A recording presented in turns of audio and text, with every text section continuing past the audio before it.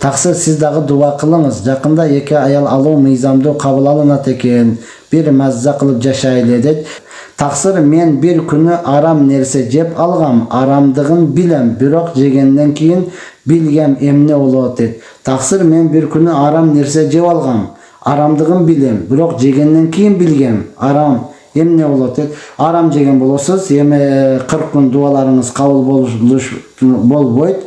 Ачык эле урматтууган, эми эч качан аны жебейсиз, тооба кыласыз, Аллахтан кечирим сурайсыз. Саламатсызбы? Түшүм бузулуп, түшүмдө кызыма жин кириптир. Үйдө корко берем.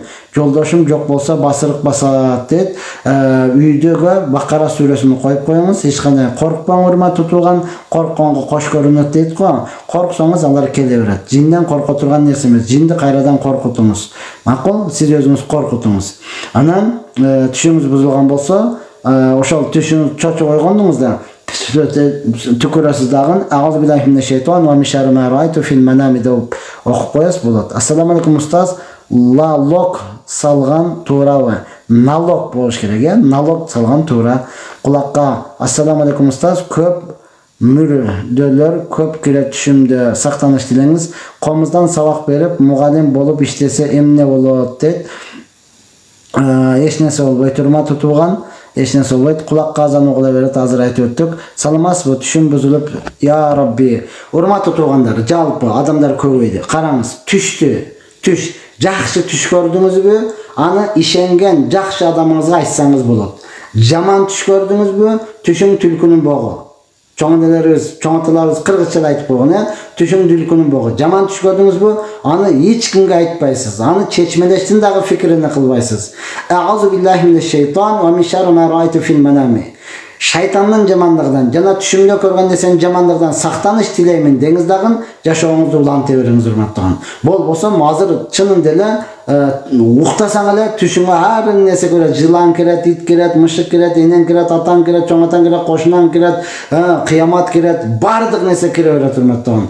Ошондуктан жаман түштөрдү эч кимге айтпайсыз, жамандыгдан сактаныч тилейсиз. Негизги шарты ушундай. Ассаламу алейкум дамыла, аялым экөөбүз уруша кетип, талагыңды берет окшоймун деп койдум эле. Эч нерсе болбойт. Таксир мен bir күнү арам нерсе азыр айтып өттүк. Я Рабби. Барын өткөрүп салгандан акырынан баштап алайын. Ассаламу алейкум устаз. Сакоо адамдын талагы өтөбү? Талак деген эмне экенин билбейт экен, өзү билбейм дейт. Талак экенин билбеген болсо анан кантип айтты ал, урматтуу тууган? Талак түшүп көпчүлүк, бизде көпчүлүк ушундай да, талак деп айтып алды, анан ажырашып кетишимди билген эмесмин. Айырмасы жок. Сакоо өздөрү бири-бириге талак дегенди түшүндүрө алган болсо, талагы түшөт.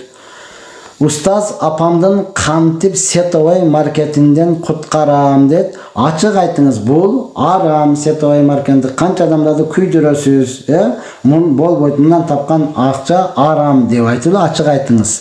Лотера ойносо болбойт. Мен сизди рабочий городоктон көрүп учурашкам дейт. Машалла, Алла өмүрүңүзгө береке берсин. Телефон аркылуу намаз үйрөнүп окусам болобу? Телефон аркылуу үйрөнсөңүз болот, урматтууган, бирок намаздын убагы келгенде телефонду карап окусаңыз болбой калат. Үйрөнсөңүз боло берет. Ассаламу алейкум дамылла, чаткалга келип сабак өтүп бериңиз буюрса. Мен сизди устаз Арген деген ат эмнени түшүндүрөт? Энчилип ат. 3 балабыз бар, күйөөм экөөбүз кеңешип, ушул балдары жетет деп чечтик, сактанганыбызга күнөө болбойбу? Күнөө болот, урматтуу тууган, күнөө болот. Бирөөгө бар зар, бирөөгө корда. 3 бала эмне үчүн жетиш керек силерге? Жок, урматтуу тууган, 11 бала болсо дагы жетпейт.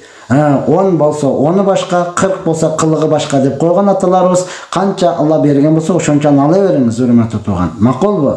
Пайгамбарыбыз айткан, силер көбөйгүлө, мен кыямат күнү үммөтүмдүн көптүгү менен сыймыктанам деген. Устаз, бала төрөлгөндөн кийин мечитке алып барып азан айтырса болобу? Болот. Аны эмне үчүн мечитке? Атасы бар го, атасы эле айтып койсун, урматтуу тууган. Атасы айтылбаса, үйдө бир туугандар эле айтып койсун. Мечитке апарып отуруштун кажаты жок.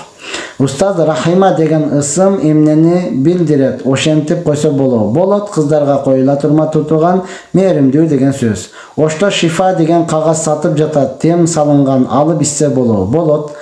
Айтеңер дегенде башка ат коюңуз. Таксырым менен кызым 17-де. Үйлөнсөм болобу, жолу барбы? Жолу жок, соттолуп өлөсүз.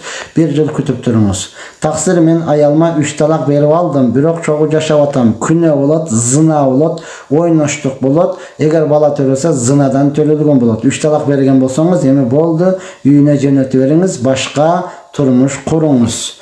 Ассаламу алейкум дамыла.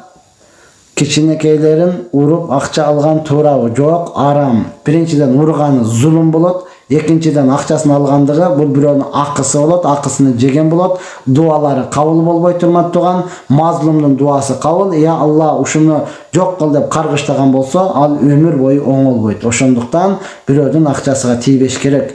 Устаз бала төрөгөндөн кийин азыр айтып өттүк. Кичинекейлерин уруп болбойт. Устаз жооп бересизби? Сураныч.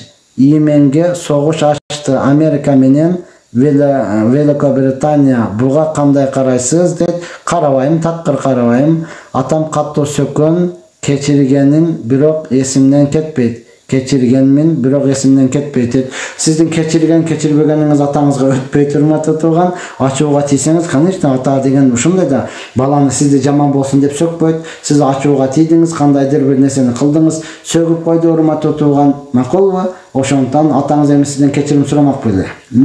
Ооба, кулакка жаңыра берет, шайтан алейхинен алып келе берет. Неге? Ортодогу махабатты качырыш үчүн. Ошондуктан сиз атаңызга не кылыңыз? Жакыныраак болуп туруп, ошо менен жакшы мамиле кылыңыз. Устаз, ассаламу алейкум, өзүнө өзү кантип дем салат? Алхамдулиллахи бисмиллахир-рахманир-рахим, алхамдулиллахи раббил аламин деп акырга чейин койсо, Аллаху деп колуңузга алып, денеңизге таксыр сиздерге дуа кылыңыз. Жакында эки аял алуу мыйзамга кайрылат экен. Ошол сөзү жашайлы дейт. Эркек болмойнча, эркек ар намустуу болмойнча, мыйзамды 4 адамга чыгарып берсе деле, ол эркек эмне болот? Ошол бойдан кала берет. Ошондон эркектер өздөрү жоопкерчиликтүү болуп, эркектер урматтуу чыныгы эркек болуп, аялдардын үйгө отургузуп, өздөрү иштей турган болсо, аялдар 4 деле тийгенге даяр. Бүгүнкү күнү көпчүлүк макул, кээ бирөөлөр урматтуу турган лөлүнүн эркегиндей деп койчу эле биздечи. Ошондой болуп аялдарды иштеткендиги үчүн аялыга едиңса салып бер, акча берип тур, досторго алып келейин дегендиги үчүн анан аялдар тийбей жатат. Ошондон урматтуу ооба закон кабылдана турган болсо өтө сонун, бул шариатта бар нерсе. Ассаламу алейкум устаз, Йеменге Америка кол сал не дейт? Ал саясат урматтуу. Биз динди сүйлөшөбүз, кимге кол салса да бизге эмне кылабыз? Динди сүйлөшөбүз. Кудайга шүгүр, президенттерибиз бар, сакчыларыбыз бар. Ассаламу алейкум ажеке, 4 рекаттын парызга кечигип 2 рекатке кошулгандан соң кийин туруп зам сүрө окуймбу? Ооба, окуп 2 рекатты бүтүрөсүз. Тахажжуддун намазда 2 рекат окуп, жана бардык сүрөлөрдү окуса болобу дейт. Сонун болот да. Жаттаган сүрөлөрдүн бардыгын 1 рекат кошосуз, калган жаттаганы 2 рекат кошосуз, өтө сонун болот. Жакшы болот. Анткени намаз эң жакшы намаз кайсы десе, толул кыямда көбүрөөк туруп, ошол Куранды көбүрөөк окуш. Устаз, элдин кызматында 10 жыл иштейм, эл көбү ыраазы, бирок ар бир ишимди Аллахтын ыраазычылыгы үчүн дейм. Өтө сонун, ошо сизге окшогондор бар. Анан элибиз жыргап жашап атат урматтуу туган.